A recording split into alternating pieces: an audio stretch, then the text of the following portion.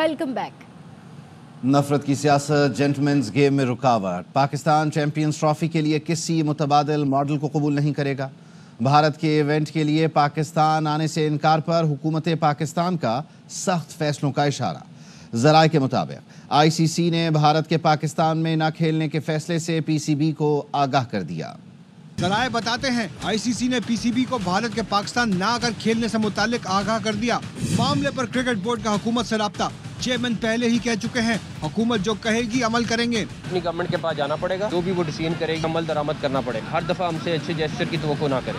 हुकूमत गौर कर रही है कि पाकिस्तान हर फोरम पर भारत से खेलने का बाइकाट करेगा और उस वक्त तक नहीं खेलेगा जब तक दोनों मुल्कों के ताल्लुकात बेहतर नहीं हो जाते। हुकूमती जराए ने मजीद कहा स्टेडियम बन रहे हैं, सिक्योरिटी बेहतरीन है, भारत ना आया तो रेवेन्यू का नुकसान जरूर होगा। ऐसे ही चलना तो फिर इससे अच्छा फिर ना ही खेले दोनों मुल्क। इंडियन गवर्नमेंट को सोचना चाहिए। अपनी लड़ाई में फैंस दूर करते जा रहे हैं, पॉलिटिक्स जरूर करें लेकिन स्पोर्ट्स में ना करें। जराए का कहना है कि पाकिस्तान अपने मौकिफ से किसी सूरत पीछे नहीं हटेगा, हाइब्रिड मॉडल भी हरगिज कबूल नहीं करेगा। पीसीबी की जगह होता तो मैं भी यही करता, जाओ नहीं खेलना, लेकिन पाकिस्तान के लिए चैंपियंस ट्रॉफी की मेज़बानी से दस्तबरदार होना मुमकिन नहीं। भारतीय सहाफ़ी विक्रांत गुप्ता कहते हैं भारतीय खिलाड़ियों को पाकिस्तान में बहुत प्यार मिलेगा। ये सच है। भारत ने पाकिस्तान ने 2 एग्रीमेंट साइन किए।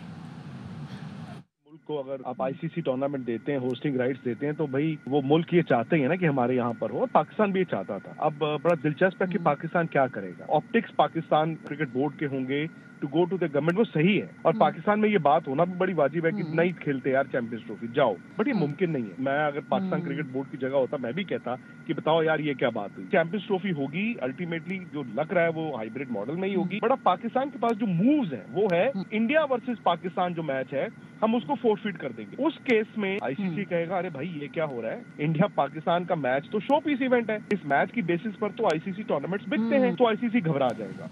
खबर यह है कि शाहीनों ने कैंगरूज के देश में तारीख रकम कर दी। पाकिस्तान ने 22 साल बाद ऑस्ट्रेलिया में वनडे सीरीज जीती।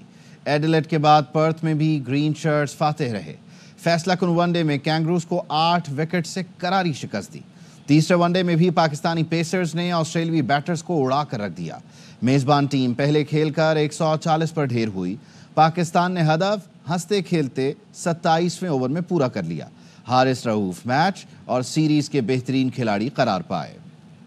कौम की दुआओं से सीरीज में कामयाबी हासिल की। कौमी टीम के कप्तान मोहम्मद रिजवान कहते हैं टीम ने मेहनत की, हमारी मेहनत में कमी नहीं आएगी, अवाम की दुआओं में भी कमी नहीं आनी चाहिए, आगे भी कौमी टीम की कामयाबी की कोशिश करते रहेंगे।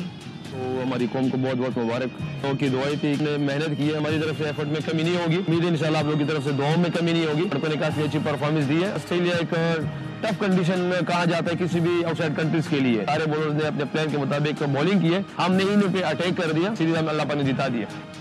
शाहीन, नसीम, हारिस और हसनैन पाकिस्तानी पेस बैटरी ने ऑस्ट्रेलिया को ऑस्ट्रेलिया में नाको चने चबा दिए। तेज विकेटों पर पाकिस्तानी पेस बैटरी ने कैंगरूज की बैटिंग लाइन को घुटने टेकने पर मजबूर कर दिया। हारिस रऊफ ऑस्ट्रेलियाई बल्लेबाज ग्लेन मैक्सवेल के लिए रौना ख्वाब बन गए। कौमी फास्ट बॉलर ने सीरीज के तीनों मैच में मैक्सवेल को 9 गेंदें कराई और तीनों बार आउट किया। यहाँ वक्त है एक ब्रेक का।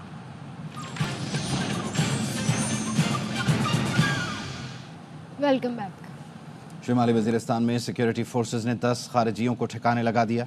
ISPR के मुताबिक फोर्सेज ने स्पेनवाम में खुफिया इत्तला पर कार्रवाई की। फायरिंग के तबादले में 2 खवारिज मारे गए। एक और कार्रवाई में पाक अफगान बॉर्डर से दरअंदाजी की कोशिश में 2 खारिजी हलाक, 2 जख्मी हुए। इससे पहले सिक्योरिटी फोर्सेज ने इंटेलिजेंस बेस्ड ऑपरेशन में 6 खवारिज को ठिकाने लगाया। ISPR के मुताबिक खवारिज सिक्योरिटी फोर्सेज के खिलाफ कार्रवाइयों और शहरियों के कत्ल में मुलव्वस थे। कामयाब ऑपरेशन पर सदर और वजीर आजम ने सिक्योरिटी फोर्सेज को मुबारकबाद दी। मुल्क में स्मोक की सूरत हाल मजीद तशवीशनाक हो गई। फूलों का शहर भी शदीद मुतासिर। पेशावर आलूदा तरीन शहरों में पहले नंबर पर आ गया। एयर क्वालिटी इंडेक्स 553 रिकॉर्ड किया गया। महकमा मौसमियात और तिब्बी माहिरीन ने स्मॉग में इजाफे और शहरियों की मुश्किलात बढ़ाने का इम्कान जाहिर कर दिया। आलूदा तरीन शहरों में मुल्तान दूसरे और लाहौर तीसरे नंबर पर है। हुकूमत पंजाब की स्मॉग से निमटने के लिए शॉपिंग मॉल्स और कमर्शियल प्लाजों में एयर प्योरीफायर्स लगाने की हिदायत। DG माहौलियात ने नोटिफिकेशन जारी कर दिया।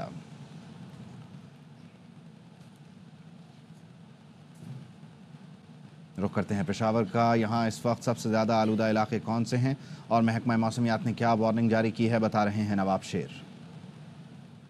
में मौसमियात के मुताबिक इस वक्त पेशावर में एयर क्वालिटी इंडेक्स जो है वो 527 रिकॉर्ड की गई है, जबकि पेशावर के कुछ इलाके जो है वहाँ पर बहुत ज़्यादा जो है वो माहौल आलूदा है। वर्सक रोड और जो दलजाक रोड है वहाँ पर 551 और 553 एयर क्वालिटी इंडेक्स जो है वो रिकॉर्ड की गई है। भी माहिरीन का भी यही कहना है कि जू स्मोक बढ़ती जाएगी तो सांस लेने में जो है वो शहरियों को दुश्वारी का सामना करना पड़ेगा और सांस की बीमारियाँ और सीने की बीमारियाँ भी जो है वो मुसलसल बढ़ती जाएगी। में मौसमियात के मुताबिक अगर बारिश ना हुई तो पेशावर में जो है वो स्मोक मजीद बढ़ेगा और पेशावर की फिजा जो है वो मजीद आलूदा होगी और शहरियों को जो है वो मजीद मुश्किलात का सामना करना पड़ेगा। जी वापस आएंगे ब्रेक के बाद, हमारे साथ रहिए। Welcome back. इसराइल को जंगी जराइम पर जवाबदेह ठहराया जाए, नायब वज़ीर आज़म इसहाक डार का रियाद में अरब इस्लामिक समिट से खिताब। कहा इसराइल की सिक्योरिटी फोर्सेस गजा में जंगी जराइम का इर्तिकाब कर रही हैं। has been contravening all international norms and laws impunity. The Israeli occupying forces continue to commit war crimes and crimes against humanity against the innocent Palestinians. Pakistan strongly condemns Israel's military strikes, which are a blatant violation of the UN Charter and the international law. Mere condemnation of Israeli actions will not be enough. We must act now to fulfill our moral and legal duty to stand with the people of Palestine. The whole Muslim Ummah is looking to us today. We must secure an immediate and unconditional ceasefire in Gaza and the region. Karachi में अदब festival के 8वें addition से मुताल्लिक report कर रही हैं रूहा फातिमा। मेले में science, art, Pakistan की ज़र्रात व तालीम समेत मुख्तलिफ सेशंस रखे गए। फेस्टिवल का आगाज़ थिएटर प्ले अनफिट बॉल है दुनिया मेरे आगे से किया गया, जिसमें शहरियों की बड़ी तादाद ने शिरकत की।